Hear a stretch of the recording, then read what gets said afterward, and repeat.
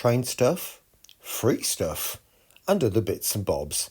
Stay tuned and all will be revealed.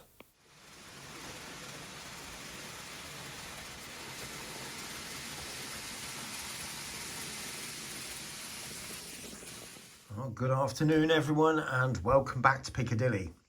Now, I did say this video was about train stuff. There is a freebie and also some other bits and bobs from around Piccadilly. Now, in front of you, you can see there is a Class 156 and potentially two Dapol Class 156s, but I'll explain this one very shortly. Now, the first one is the Class 156 I've had for quite a while, a few years now, and it used to be in Northern livery.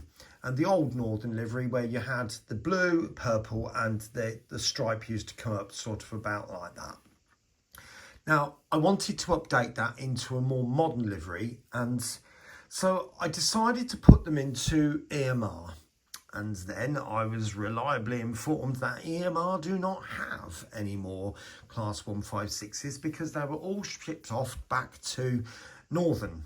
Now, the thing is, I've got 3 Class 150s, I've got 2 142s, there's a 323 and plans for another 323, and I'd also like to make at least 1 or potentially 2 195s. So I don't want to have any more trains in Northern livery. So that's why I've put this into EMR, and I think it would be good if we could just use our imagination and the fact that they still exist. So that's what I'm going to do. It's the world of Piccadilly and the way things are. Okay.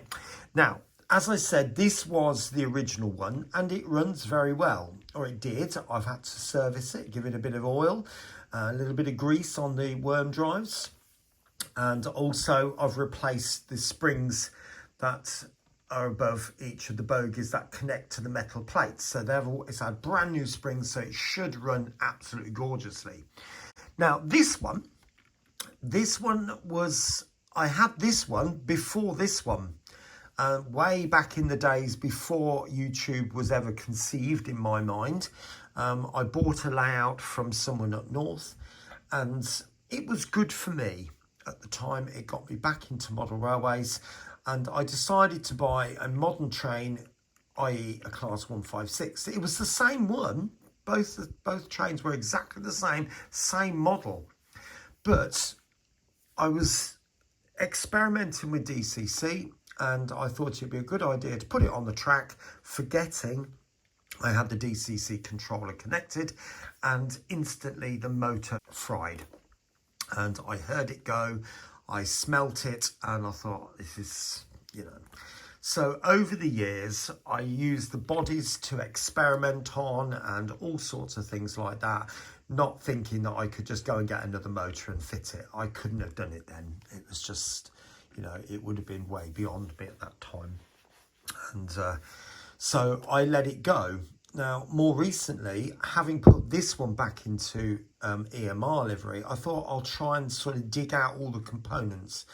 Now, couldn't find one of the bodies. One of the chassis had gone missing and one of the interiors had gone missing. So what I decided to do was I got another body with glazing and a roof and an interior from DCC Supplies because it was their second hand. And it was literally just one carriage, no chassis, no bogies, nothing like that. Bargain, 10 quid. I'd snapped it up. It was in Scottish livery, the brown and cream. So easy, I could easily respray that. I did find the components to make one carriage. But having not have 2 chassis, I decided, oops, you can see there's magnetic couplings now, to make my own chassis. That's all 3D printed.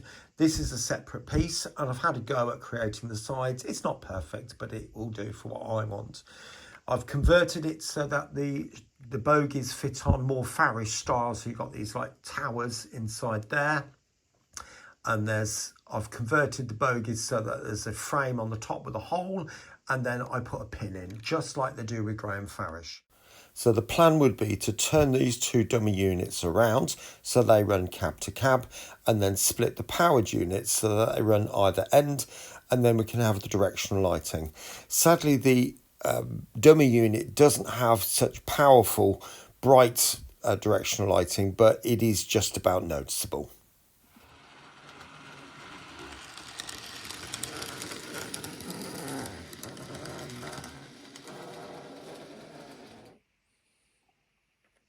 Okay, next up. Now you might recognise this as the motor carriage or the middle carriage from the 323 that I built. And you might remember in a previous video I said that there had been some issues. Well, the main issue that I was having at that time was the fact that this carriage was sitting about 2-3 mil higher than the two carriages in front and behind.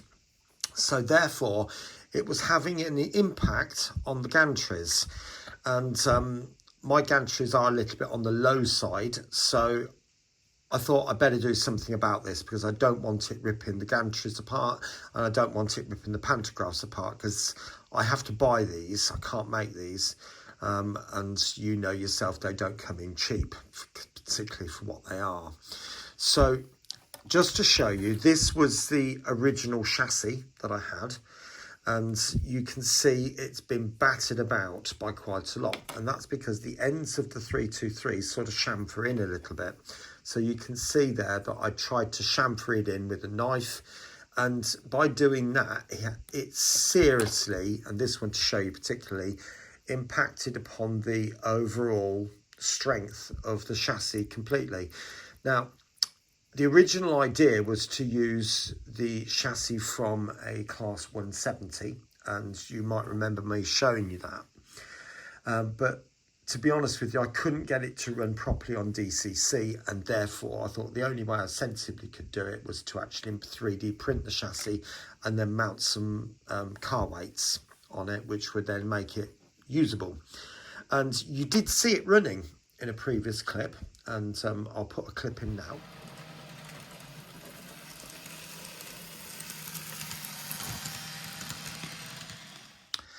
But over the weeks, not only I was getting a little bit irritated by this sitting a bit too high, but it started to develop running issues.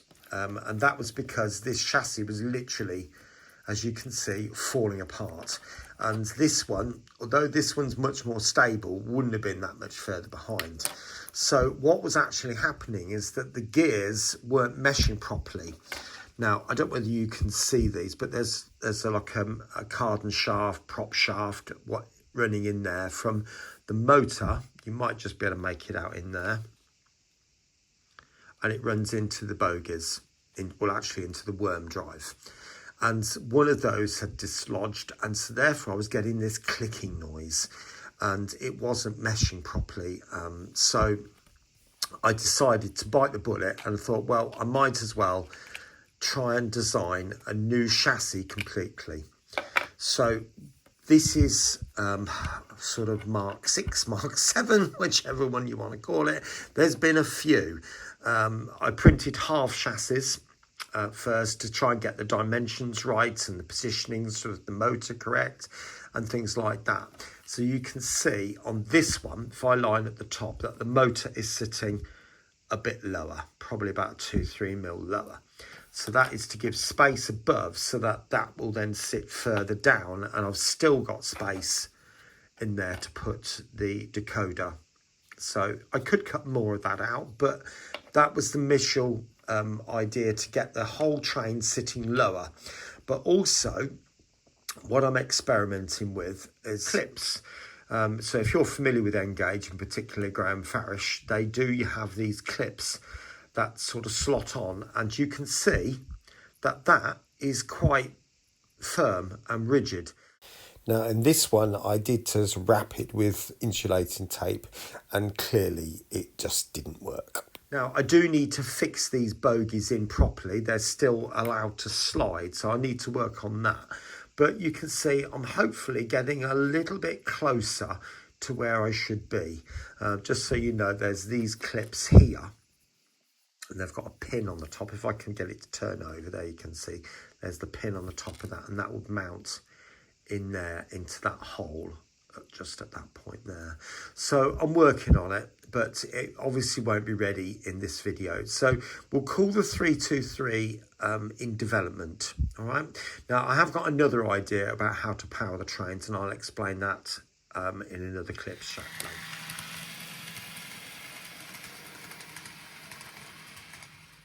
Right, next up. Now, you might remember these from a year or more ago. I bought a 90, which is literally just behind my hand. I won't move the camera to show you that, you've seen that before. And then I took a whole load of Mark 3s and re-liveried them. And I'll be honest, when I did it, I regretted it. They looked awful. And there was two reasons why they looked awful. And that was one, because I'd been used to putting one coat of varnish onto the transfer paper, water slide transfer paper, and that had worked fine for quite a while. But suddenly with this particular brand that I'd got this time, it didn't like it. So what I ended up doing was doing them again, and you can see that it's come out a lot better. They're a lot cleaner. You'll see them in the running shots in a short time. And I'm so much more happy with them. So they just look more of the part. They are weathered, so they will look a little bit on the rough side in the sense that they're dirty, intentionally so.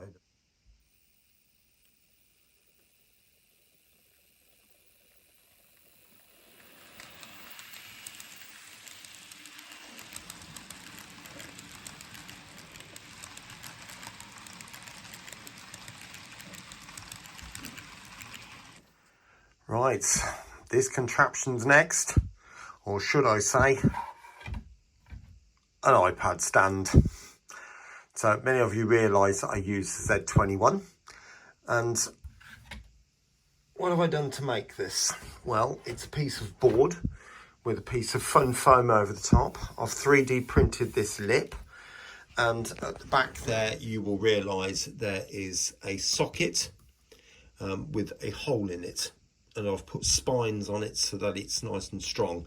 Now this thing here is an old lamp, obviously a clip-on lamp, and one day I went to use it, switch it on, and I discovered the head had fallen off. Now I don't know whether I'd trodden on it, something fell on it, or what. I really don't know, but I thought this wouldn't be safe to use anymore, so I decided to remove all the electrics and throw all that away, and then obviously that leaves me with a flexible cable, if you like. I'm not sure quite what you'd call that, and a clip. Now it isn't strong enough to support the iPad just coming out straight, but so by looping it over on itself and then cable tying it, it works out fine. I've actually put a couple of screws in there to support it, so that ain't going anywhere. So if I just pop that back on, the iPad that is, just nice and firm up there. So you might be saying, well, why have I done this? Well, take a look. So where do I put the iPad? Exactly. And in time, I'll have another one in this area here, because obviously when this bit gets done, I won't be able to put the iPad there either. Catch you shortly. An Accurascale freebie. Yes, I know. I feel very lucky about it, but I do understand I'm not the only one.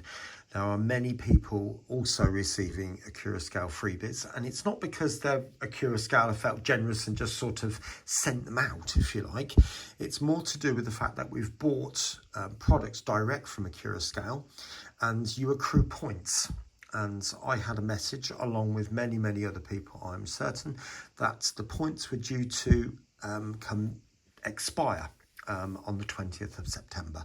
So I had £36 to spend. So I was trying to think, well, what could I buy for £36 that is going to be useful to me on the layouts? Now, Accurascale don't generally do N gauge stuff. So obviously this stuff is going to be for the 00 gauge layout, but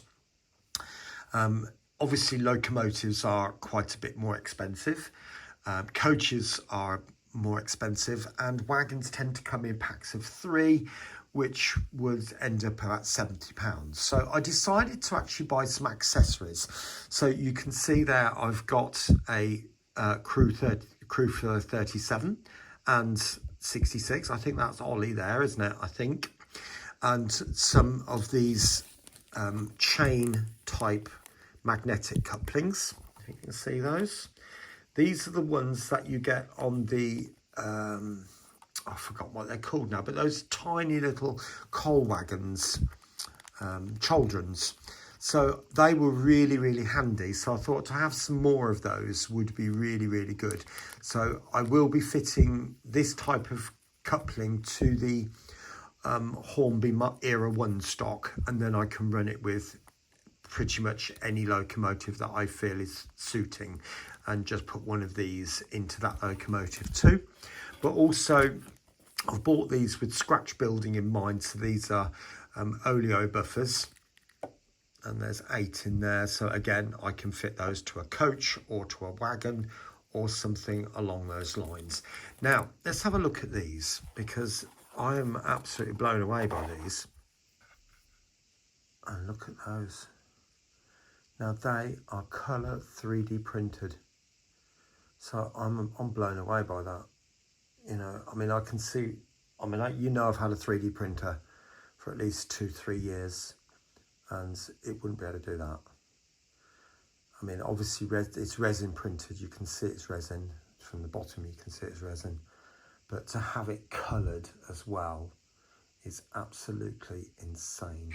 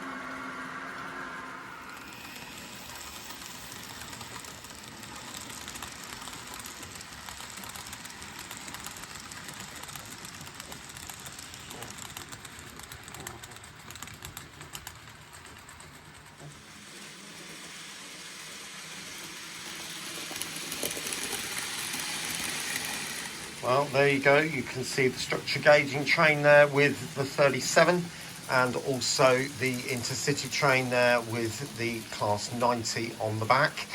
And that class 90 has caused me a few issues over the last couple of hours, I assure you of that. But anyway, so I hope you've enjoyed the little running session there. I did say I would give you some indication of what I was going to be doing with said class 150s. Now, as I said, I have one here, there's one there, and there's another one in Piccadilly Station just over there. Okay, now what I'm planning on doing, because there are quite a few of them, and there are quite a few northern trains planned, I'm going to start coupling them together and running them as slightly longer units. So I've got 2 142s. Now, technically they don't run on the network anymore, but what I am planning on doing is coupling them with a 150, purely because I don't want to get rid of them. So, and then I can take the motor out of this, and also maybe one of those or the other one in the station. and then they can run under the power of the 142. They do seem considerably more reliable than these Class 150s. So the idea would be then I can use the motor setup in the Graham Farish to then run, say, the 185s or a 195 or other trains which I'm planning on putting together. It will just be a 3D printed chassis that goes back in here, very similar to what I showed you on the 156. Anyway, that's my long-term plan. That won't be happening just yet, maybe a few more months. We'll see how things go. But anyway, I'll leave you with just another little shot of these two trains running, and I will bid you farewell. Take care of yourselves, and I'll see you again very, very soon here on Piccadilly.